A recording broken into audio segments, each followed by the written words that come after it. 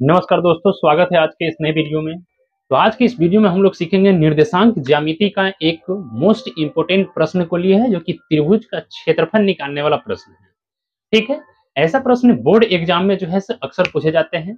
ठीक है, और ये प्रश्न जो है से अक्सर 4 नंबर, 3 नंबर और 5 नंबर का पूछा जाता है। ठीक है, तो इस वीडियो को देखने के बाद जो है से आपको पूरी अच्छी तरह से कंसेप्ट जो है से क्लियर हो जाएगा। ठीक है, क्योंकि हम एक नहीं 3-3 प्रश्न को लिए हैं यहाँ पर त्रिभुज का क्षेत्रफल जो निकालने का जो तरीका है, ठीक है, उसको जो है से इस वीडियो में सीखेंगे। ठीक है, तो बाकी वीडियो को पूरे ध्यान से लास्ट तक देखिएगा, आपको अच्छी तरह से समझ में आ जाएगा। ठीक है, आइए शुरू करते हैं बिना देर किए। ठीक है, देखिए प्रश्न 1 नंबर में दिया गया कि उस त्रिभुज का क्षेत्रफल ज्ञात करें जिसके शीर्ष दिया गया है 2 है, 3 है, उसके बाद -1 0 है, 2 और उसके बाद -4 है। इसी तरह से प्रश्न है। ठीक है, और उस त्रिभुज का क्षेत्रफल निकालने के लिए, जैसे कि हम लोग सिंपल सा त्रिभुज पढ़ते हैं, तो उसको क्षेत्रफल निकालने के लिए सिंपल सा फॉर्मूला लगाते हैं क्या, 1/2 गुने होता है आधार गुने ऊंचाई।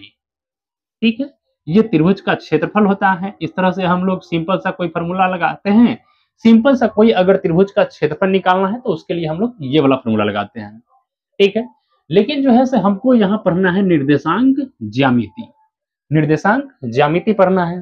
ठीक है, तो उसके लिए थोड़ा सा अलग फॉर्मूला होता है, जो कि हम पहले ही यहाँ पर लिख दिए हैं।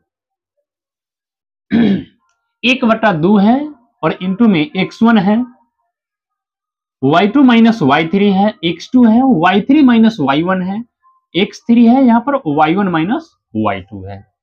ऐसे करके यहाँ दिया गया है।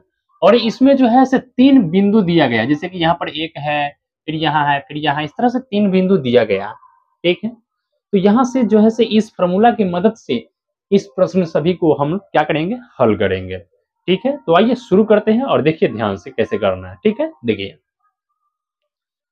यहाँ से इसको हटा देते हैं क्योंकि इसको हमको जरूरत है भी नहीं। अब यहाँ से शुरू करते हैं प्रश्न संख्या 1 को। प्रश्न 1 को हल करेंगे पहले यहाँ पर। ठीक है, देखिए पहले हमको दिया है 3 बिंदु। जैसे मान लीजिए कोई त्रिभुज है, मान लेते हैं इस तरह से कोई त्रिभुज है ए बी सी करके। ठीक है, इसका नाम ए कर देते हैं, ये बी हो जाएगा, ये सी हो जाएगा। ठीक है, चलिए अब यहाँ से क्या करना है, उसका जो बिंदु दिया है, क्या क्या दिया है, पहला वाला है मतलब ये हो जाएगा ए का बिंदु, यानी हो जाएगा 2 3। फिर बी के लिए क्या है, -1 0, तो -1 और 0 हो जाएगा। सी के लिए क्या है, 2 है, -4, तो यहाँ जाएगा 2 और -4 हो जाएगा। इस तरह से त्रिभुज बना। ठीक, अब इस त्रिभुज का क्षेत्रफल निकालना है। तो क्षेत्रफल निकालने के लिए अब जो है से हम लोग 1/2 गुने आधार गुने ऊंचाई वाला नहीं लगाएंगे, क्योंकि यहाँ जो है से आधार तो है पर इसका ऊंचाई नहीं है, और यहाँ 3 बिंदु चूंकि दिया गया है, तो इस निर्देशांक ज्यामिति है और इसका क्षेत्रफल निकालने का तरीका कुछ अलग होता है। ठीक है, जिसके लिए फॉर्मूला यहाँ पर ये वाला फॉर्मूला है, इस सूत्र की मदद से जो है से इसका क्षेत्रफल निकाला जाएगा। ठीक है, तो पहले हम लोग समझते हैं कि x1 क्या होता है, x2 क्या होता है, x3 क्या होता है, उसी तरह से y1 y2 y3 क्या होता है, पहले उसको समझते हैं, फिर उसको जो है से इसको देखेंगे कि इसको कैसे हल करना। आइए, मतलब इसमें जो है a का जो है वो क्या हो जाएगा, यहाँ पर लिखेंगे बिंदु a जो है इसका कितना है, तो इसमें हो जाएगा 2 है और 3 है। b का कितना है, तो b का बिंदु हो जाएगा -1 और 0 है।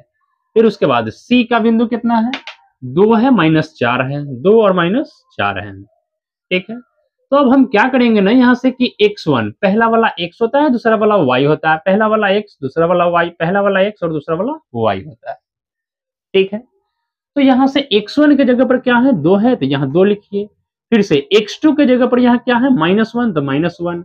y3 के जगह x3 के जगह पर क्या है, x3 के जगह पर 2 है, तो यहाँ 2 आ जाएगा। इसी तरह से अब y वाला को लिख लीजिए। y1 मतलब कितना है, 3 है। y2 मतलब कितना हो जाएगा, 0। y3 मतलब कितना हो जाएगा, तो -4। सिंपल सा है, कुछ नहीं करना है। अब यहां से हो गया है x y का वैल्यू जो है हमको पता चल गया। इस तरह से अब क्या करना है, इसी मान को लेकर के इसमें रखेंगे यहाँ पर और उसका सॉल्यूशन निकल जाएगा। ठीक है, देखिए कैसे करना है। अब यहां से लिखेंगे कि त्रिभुज ए बी सी का क्षेत्रफल बराबर होता है 1/2 और उसके अंदर है x1, सॉरी x1 है, हम यहाँ पर फॉर्मूला नहीं लिखेंगे क्योंकि फॉर्मूला यहाँ लिखा गया है, डायरेक्ट यहाँ पर मान रखते हैं यहाँ से देख करके। ठीक है, पहला हमको बोला है कि x1 रखिए, तो x1 क्या है भाई मेरे, यहाँ है 2, तो लीजिए 2 रखेंगे। फिर उसके बाद बोला है y2 माइनस y3, y2 कितना है 0 है, y3 कितना है -4 है, यहाँ हो जाएगा 0 और माइनस, क्योंकि यहाँ माइनस फॉर्मूला में है तो माइनस, और फिर यहाँ एक और -4 है तो इसको ब्रैकेट में रखिए। ठीक है, ऐसे करके अब हमको बोला है प्लस का x2 है, तो फिर यहाँ प्लस देंगे, उसके बाद x2 लगाएंगे, फिर ब्रैकेट है, उसके बाद बोला y3 माइनस y1, y3 कितना है, तो y3 हो जाएगा -4, फिर माइनस फॉर्मूला में है तो माइनस आ जाएगा। अब बोला है y1 कितना है यहाँ पर माइनस का 3, तो यहाँ 3 आ जाएगा। ठीक है, आगे हो जाएगा फिर से प्लस और x3, तो यहाँ आ जाएगा x3 का वैल्यू है कितना मेरे भाई, कितना है, तो x3 का वैल्यू 2 है, तो यहाँ रखेंगे क्या 2, सॉरी यहाँ पर x2 का वैल्यू रखना चाहिए था, x2 का वैल्यू क्या है माइनस का 1 है, तो यहाँ यह जाएगा ब्रैकेट में माइनस का 1। अब यहाँ x3 का वैल्यू 2 है तो x3 का आ जाएगा। फिर उसके बाद बोला y1 माइनस y2, y1 है क्या, y1 है यहाँ पर 3 और माइनस y2, तो y2 क्या है 0 है, तो यहाँ पर 0 रखेंगे। अब इसको कर दीजिए बंद। ठीक है, यहां तक इतना करने के बाद अब इसको बारीकी से हल करेंगे आराम से, आइए देखते हैं। देखिए अब इसका क्या क्या करना है, 1/2 हो जाएगा, फिर यहाँ 2 और यहाँ हो जाएगा 0, माइनस माइनस मिलकर हो जाएगा प्लस का 4, फिर प्लस माइनस माइनस का 1 और इसको जोड़ देंगे दोनों को क्योंकि दोनों माइनस में है, तो यह आ जाएगा माइनस का 7 प्लस 2 और 3 में से 0 गया मतलब क्या बचेगा 3 बचेगा, ऐसे करके ये हो जाएगा। ठीक है, अब यहाँ देखिए अगला लाइन में क्या आने वाला है, 1/2 आ जाएगा, फिर यहाँ से आ जाएगा 2 और इंटू में 4 में से 0 जोड़ेंगे कितना हो जाएगा 4 हो जाएगा, और माइनस माइनस मिलकर हो जाएगा प्लस, 7 गुने 1 मतलब हो जाएगा 7, इसको करेंगे तो 3 दूना का 6 हो जाएगा। ठीक है, अब यहाँ पर इसको इधर कर देते हैं, यानी इधर आ जाएगा 1/2 और देखिए 2 गुने 4 करेंगे मतलब हो जाएगा 8, प्लस का 7 है प्लस का 6 है। अब सबको जब ऐड करेंगे तो क्या आ जाएगा देख लीजिए, 8 6 14 7 कितना हो जाएगा 21। अब 2 से जो है से 21 नहीं कटने वाला है। ठीक है, तो यहाँ क्या आ जाएगा 21/2 जो है वर्ग इकाई, ये जो है से इसका क्षेत्रफल आ गया इस तरह से। ठीक है, तो ऐसे करके जो है से निर्देशांक ज्यामिति में अगर त्रिभुज का क्षेत्रफल निकालने के लिए कहेगा तो उसको इस तरह से ही हल करो। ठीक है, अब जो है से देखिए अगला नेक्स्ट प्रश्न को देखते हैं, सेकंड नंबर कैसे हल करना, आइए देखते हैं। ठीक है, देखिए आइए अब देखते हैं सेकंड नंबर को, देखिए कैसे हल करना। देखिए सेकंड नंबर में है यहाँ प्रश्न संख्या 2 है तो 2 लिख दीजिए। अब त्रिभुज तो सेम उसी तरह से रहेगा, ये वाला हो गया, अब दूसरा को देखेंगे हम लोग। बस त्रिभुज का हम जो है से नाम इसका थोड़ा सा चेंज कर देते हैं, जैसे मान लीजिए इसको पी क्यू और इसको रख देते हैं आर। ठीक है, नाम है कुछ भी रख सकते हैं आप, उससे मतलब नहीं है। अब इसका क्या निर्देशांक दिया गया है, तो यहाँ पर है क्या -5 है, फिर -1 है, क्यू का हो जाएगा 3 है -5 है, फिर उसके बाद कितना है 5 है 2 है, ऐसे करके दिया। अब यहां लिख लीजिए कि x1 क्या हो जाएगा, यहां पर लिखेंगे x1 मतलब ये वाला हो जाएगा। पहले यहां लिख लेते हैं कि p का कितना दिया गया है निर्देशांक 5 है, फिर -1, q का दिया गया है क्या 3 है -5 है। ठीक है, उसके बाद जो है से r का है 5 और 2 है।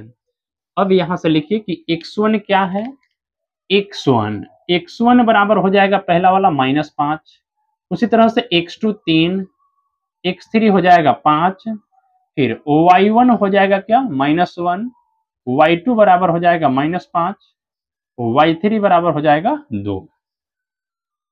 ठीक है, यहां तक।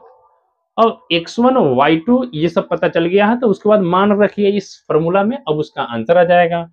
आइए यहां से इसका रखेंगे त्रिभुज PQR का क्षेत्रफल 1/2 होता है, और यहां से बोला है x1 क्या है -5, तो -5 रखिए पहले। उसके बाद y2 माइनस y3 है, y2 माइनस y3, -5 माइनस का 2 हो जाएगा। फिर बोला है x2 का वैल्यू 3 है तो 3 रखेंगे। y3 माइनस y1 तो y3 क्या है 2 है, y1 क्या है माइनस का 1 है तो इसको रखेंगे ब्रैकेट में। ठीक है यहाँ तक। अब उसके बाद बोला है x3 क्या है, x3 का वैल्यू यहाँ से हो जाएगा 5 तो यहाँ रखिए प्लस का 5। उसके बाद बोला है y1 माइनस y2 तो y1 क्या है माइनस का 1 है और उसके बाद माइनस का हो यहाँ माइनस है, उसके बाद माइनस का माइनस 5 है, ऐसे हो जाएगा ऐसे करके। अब यहाँ से इसको करेंगे 1/2 आ जाएगा माइनस का 5, फिर इसको ऐड करेंगे तो 5 और 2 हो जाएगा माइनस का 7, प्लस का इधर 3 है, यहाँ जाएगा 2, माइनस माइनस मिलाकर हो जाएगा प्लस और इधर बच गया 5, फिर -1 माइनस माइनस मिलाकर ये हो जाएगा 5। ठीक है। अब यहाँ से ये आ जाएगा 1/2, इसको करेंगे तो माइनस माइनस मिलकर प्लस हो जाएगा, 7 बचे ये हो जाएगा 35, 3 है गुने 2 और 1 को जोड़ेंगे तो ये हो जाएगा 3, 5 और इसको जब ऐड करेंगे तो ये हो जाएगा 4। ठीक है। इसी तरह से अब आगे क्या करना है उसको देखिए, 1 में आ जाएगा 2, 35 है तो 35 को रहने दीजिए, 3 गुने 3 करेंगे मतलब हो जाएगा ये 9 और ये हो जाएगा 5 चौके 20। ठीक है। 1 में हो जाएगा 2। उसके बाद इस सबको जब जोड़ेंगे तो क्या आ जाएगा, 35 और 20 हो जाएगा 55, 55 और 9 को जोड़ेंगे तो क्या हो जाएगा 64 हो जाएगा 64 और 2 से इसको काटेंगे तो ये 32 बार में कटेगा, यानी 32 वर्ग इकाई जो है से इसका आंसर आ जाएगा। ठीक है। तो 32 वर्ग इकाई इसका आंसर हो गया। ठीक है। तो इस तरह से जो है से त्रिभुज का क्षेत्रफल वाला जो भी प्रश्न है उसको जो है से ऐसे करके हल करना है। ठीक। त्रिभुज का क्षेत्रफल अगर निकालने के लिए बोलेगा निर्देशांक ज्यामिति में तो उसको इसी तरह से हल करना है, एकदम आराम से करेंगे ताकि आपको एक बार में सही हो जाए। ठीक है। अब एक प्रश्न और बच गया है, सेम उसी तरह का है। ठीक है। आइए अभी इसको भी देखते हैं। ठीक है। देखिए, आइए देखिए थर्ड नंबर प्रश्न को कैसे हल करना आइए समझते हैं। देखिए इसमें क्या बोला है कि k का मान ज्ञात कीजिए यदि तीनों बिंदु 7 - 2 5 1 और क्या है 3 के संरेख है, संरेख है। ठीक है। तो संरेख का मतलब होता है एक ही सिद्ध में होना चाहिए। ठीक है। संरेख बोला है मतलब ये जो है क्या है ना कि एक ही सिद्ध में है, ऐसे करके एक रेखा पर 3 बिंदु दिया गया, जैसे यहाँ ए हो गया, बी हो गया, इसके बीच में कोई पी बिंदु है तो ए का निर्देशांक ये वाला है 7 और 2 है, फिर से बी का निर्देशांक 5 और 1 है, फिर इसका हो जाएगा 3 और के है। ठीक है। तो देखिए इस तरह से अगर लाइन एक बना हुआ है तो क्या त्रिभुज बन पाएगा, नहीं बन पाएगा। ठीक है। तो इस तरह से त्रिभुज का क्षेत्रफल अगर नहीं बनता है तो उसका क्षेत्रफल क्या हो जाएगा, 0 हो जाएगा। जब त्रिभुज बनेगा ही नहीं तो उसका क्षेत्रफल क्या होगा, 0 हो जाएगा। तो यहाँ जब इसका क्या हो जाएगा, यहाँ से त्रिभुज का क्षेत्रफल जो है से 0 हो जाएगा। ये प्रश्न संख्या क्या हो जाएगा 3। अब यहां से लिखेंगे हल, यहां लिखेंगे चूंकि त्रिभुज, लिखिए बिंदु ए बी एवं पी संरेख हैं, संरेख है, इसीलिए त्रिभुज का क्षेत्रफल इसमें क्या हो जाएगा 0 हो जाएगा। ठीक है। क्या हो जाएगा 0 हो जाएगा।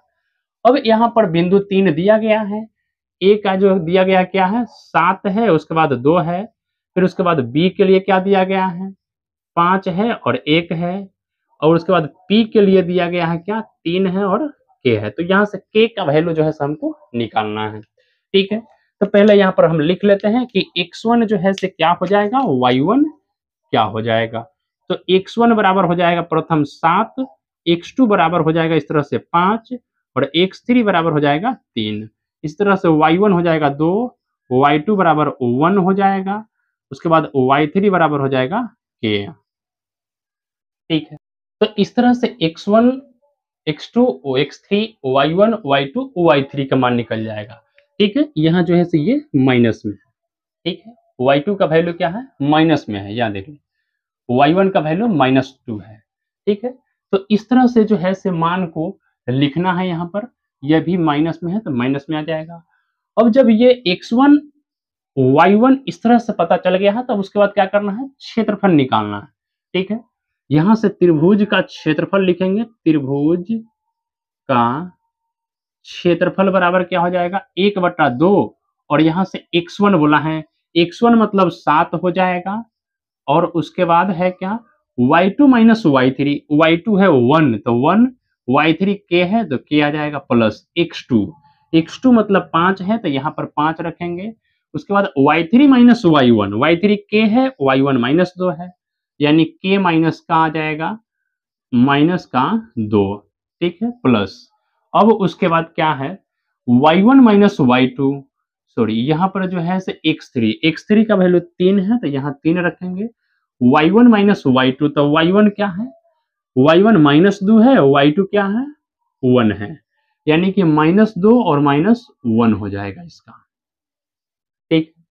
अब चूंकि त्रिभुज का संरेख है, ये जो संरेखी है तो संरेख है तो त्रिभुज का क्षेत्रफल क्या हो जाएगा 0, जैसा कि हम इधर लिखे हैं, यानी 1/2 और इससे 7 से मल्टीप्लाई करेंगे तो 7 हो जाएगा और माइनस का 7 के, इससे इसमें मल्टीप्लाई करेंगे तो यहाँ जाएगा क्या 5 और के माइनस माइनस मिलकर हो जाएगा प्लस का 2 और यह जाएगा 3 और ये दोनों आपस में जुड़ जाएगा क्योंकि दोनों माइनस में है तो यह जाएगा माइनस का 3, ठीक है। आगे देखिए ये है 0 हो जाएगा 1/2 और यहाँ है क्या 7 माइनस का 7 के 5 से इसमें करेंगे तो ये हो जाएगा 5 के प्लस का 10 और प्लस माइनस माइनस 3 जाएगा, ये हो जाएगा 9, ठीक है। 0 बराबर 1/2 आ जाएगा और के वाला को एक साथ करेंगे तो यहाँ जाएगा माइनस का 2 के, 7 में से 5 मतलब -2 बचेगा, 10 और 7 को जोड़ लेंगे तो क्या बचेगा 17 बचेगा माइनस का 9, 0 बराबर 1/2 हो जाएगा और यहाँ पर बच गया क्या माइनस का 2k और प्लस इसमें से ये घटा लेंगे तो कितना बचेगा 8 बच जाएगा, क्या बचेगा 8। अब 2 से पूरा में भाग करना है, यानी 2 से जब पूरा में भाग करेंगे तो यहाँ पर क्या आ जाएगा माइनस का 2k प्लस का 8 बटा में आ जाएगा 2। अब यहाँ से हम 2 को अगर कॉमन ले लेते हैं तो अंदर बचेगा माइनस का k प्लस का 4 और बटा में 2, 2 से 2 कट जाएगा, 0 बराबर माइनस का k प्लस का 4, ये k माइनस में इधर आ जाएगा प्लस में, ठीक है, यानी k बराबर क्या आ गया 4 आ गया, k का वैल्यू आ गया क्या 4। इस तरह से k का मान निकल कर के आ गया क्या मेरा 4 जो है से इसका आंसर हो जाएगा, ठीक है। हमसे k का वैल्यू ही पूछा था कि k का मान निकालिए, ठीक है। तो ऐसे करके जो है से त्रिभुज का क्षेत्रफल निकालने वाला अगर प्रश्न आता है तो ऐसे करके इसको हल करना है, ठीक है।